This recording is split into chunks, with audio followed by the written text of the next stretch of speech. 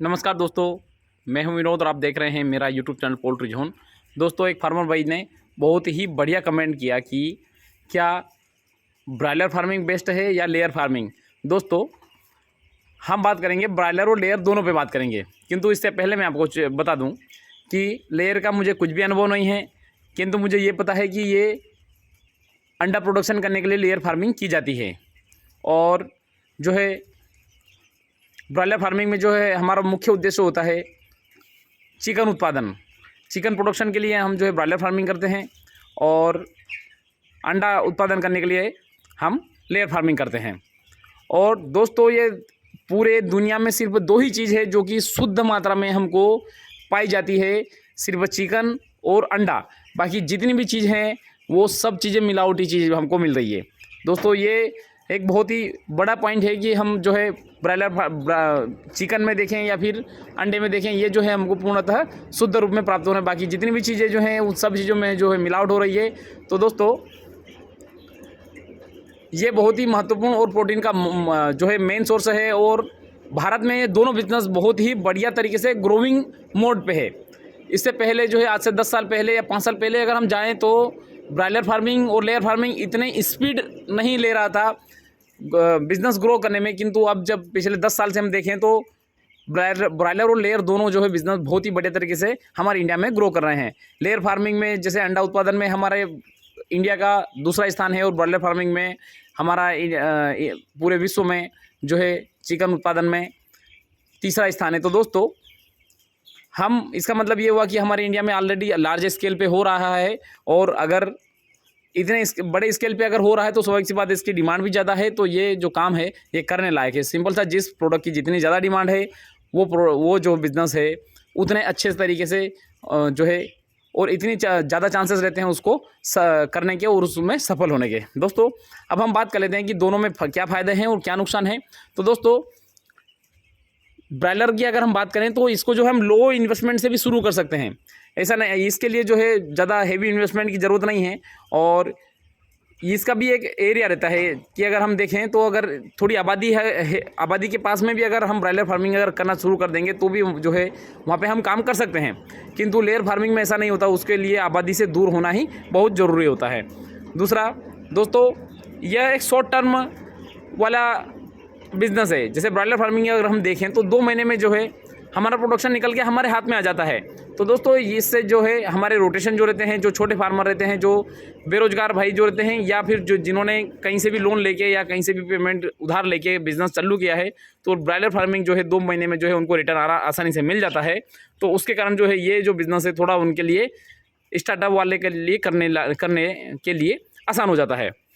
दूसरा जो और अगली जो महत्वपूर्ण जो टॉपिक है वो होता है कि लो मैनेजमेंट इन द सेंस ये नहीं कि मतलब फार्म के अंदर आपने कुछ भी नहीं किया और आपका जो है ब्रायलर फार्मिंग हो जाएगी। एज़ कंपेयर लेयर के तुलना में हाई जो है मतलब लो मैनेजमेंट और लो बायो सिक्योरिटी की ज़रूरत होती है। अगर हम ब्रायलर की तुलना में अगर लेयर से अगर करें तो ये जो है एक लॉन्ग टर्म वाला विज़न है। आप 120 दिन तक तो है जो है मुर्गियों को बच्चों को हम तैयार करते हैं। उसके बाद में 120 दिन के बाद में फिर वो प्रोडक्शन पे आते हैं और फिर डेली जो है वो अंडा हमको देती है और जो हमारे जो फंड का जो फ्लो है वो कैश फ्लो चालू हो जाता है। किंतु उसके बाद में जो है वो फिर 12 महीने तक 18 महीने तक जो है मुर्गियाँ अंडे देती रहती है और हमारा फ्लो चलता रहता है। किंतु जो है ये एक बहुत बड़ा हैवी इन्वेस्टमेंट हो गया और इसके लिए समय भी हमको लगता है। तो दोस्तों, अब एक बार चीज़ जो मैं बताऊं, हमारे इंडिया के लोगों के लिए, हमारे इंडिया के लोगों में मेहनत भी बहुत अच्छे से करते हैं, बहुत अच्छा दिमाग भी है। बस एक ही चीज़ की कमी है, वो है हमारे इंडिया के लोगों में, वो है पेशेंस। हमारे इंडिया में हम कुआं खोद देंगे किंतु हम पेशेंस हमारे अंदर कभी नहीं आएगा। हमारे इंडिया पूरे ऑल ओवर इंडिया की यही टेंडेंसी दोस्तों। तो इसके कारण जो है ये बिज़नेस थोड़ा सा हमारे इंडियन लोगों की टेंडेंसी में सूट नहीं करता। किंतु ये बिज़नेस भी करने लायक है, किंतु ये हेवी इन्वेस्टमेंट वाला है और एक लॉन्ग टर्म वाला बिज़नेस है और हाई मैनेजमेंट और हाई बायो सिक्योरिटी की ज़रूरत होती है। इसके लिए जो इंफ्रास्ट्रक्चर भी जो तैयार होता है वो थोड़ा हेवी वाला इंफ्रास्ट्रक्चर तैयार होता है। दोस्तों, अगर हम करना चाहें तो इसे कम में भी कर सकते हैं, 3000 5000 बर्ड के लिए भी कर सकते हैं। किंतु कम से कम भी अगर हो लेयर फार्मिंग अगर आप कर रहे हैं तो 10,000 बर्ड का हो, ताकि वो इकोनॉमिक हो। क्योंकि कोई सा बिज़नेस जब करने जाएंगे तो वो उन बिज़नेसों में ये जितने बिज़नेस है सब बिज़नेस है लेबर वर्क वाले बिज़नेस।